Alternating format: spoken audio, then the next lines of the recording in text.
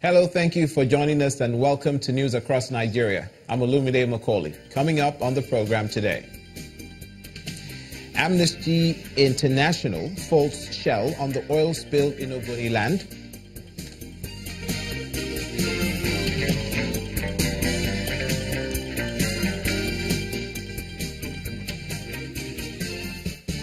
Expectations are high ahead of Obiano's inauguration in Anambra State.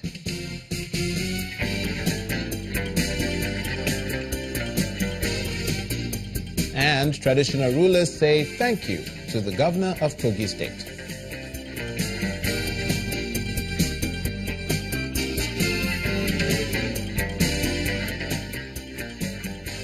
And we always like to thank you for joining us on the program.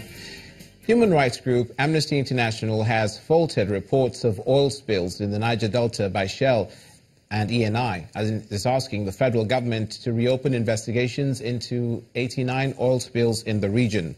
According to the group, the oil giants underreported the number of spills in the last 7 years and also attributed the causes to activities of militants and oil thieves. But findings by pipeline experts, Accuses, which carried out the investigation on behalf of Amnesty International, also blamed the spills on pipeline corrosion. Part of the report also accuses the companies of responding late to reports of oil spills. It adds, quote, "We consider Shell and ENI to be deliberately reckless and therefore willfully negligent in their operations in Nigeria. Their failure to operate in line with Nigerian law and best practice standards is having a devastating impact on the human rights of Niger Delta communities." End of quote. Amnesty International is calling on the Nigerian government to strengthen its regulation of the oil industry, including the Oil Spills Agency NOSTRA, with adequate tools to ensure that the oil companies prevent and clean up spills. The unwillingness of some political leaders to comply with national core values is the reason for lack of peaceful coexistence in Nigeria. That's according to a former chairman of the Independent National Electoral Commission, Professor Tahiru Jega. The former INEC boss, who was speaking at a forum in Abuja, criticized politicians who are not leading by example, adding that their actions have continued to degenerate over the years. For some time now, there has been several conversations about the urgent need to build patriotism and inculcate national core values in the minds of young Nigerians, which led to the introduction of civic education into the Nigeria education curriculum.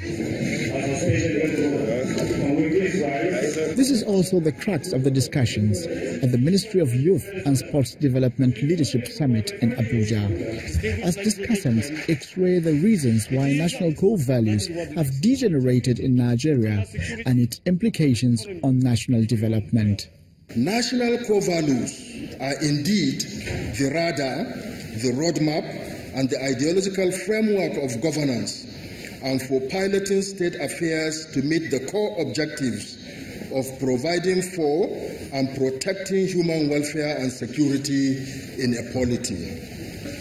Core values are fading in Nigeria today in terms of the action or inaction of both our leaders and our citizens.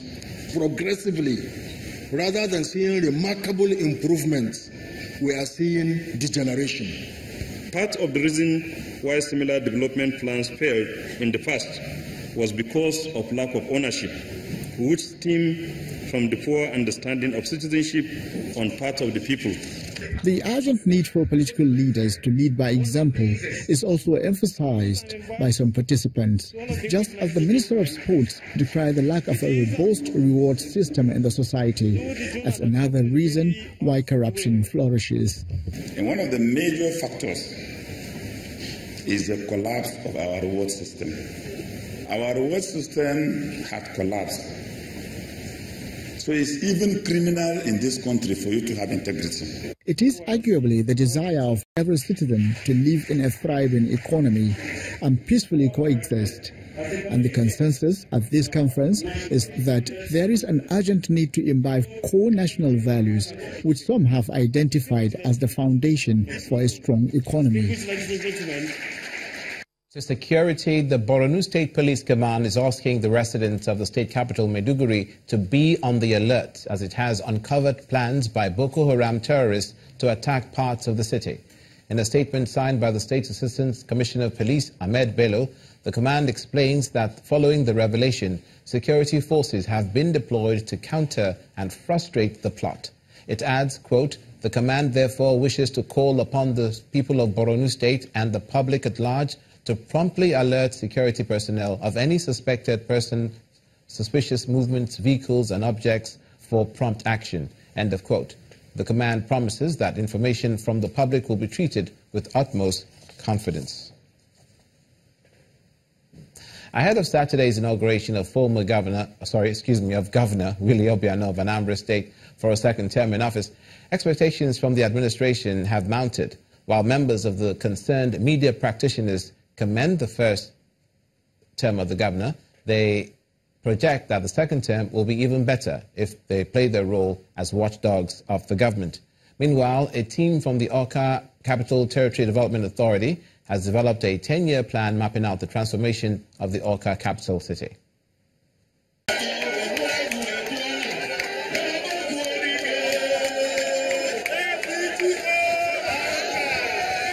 It is 4 months since the administration of Willie Obiano was re-elected for a second term.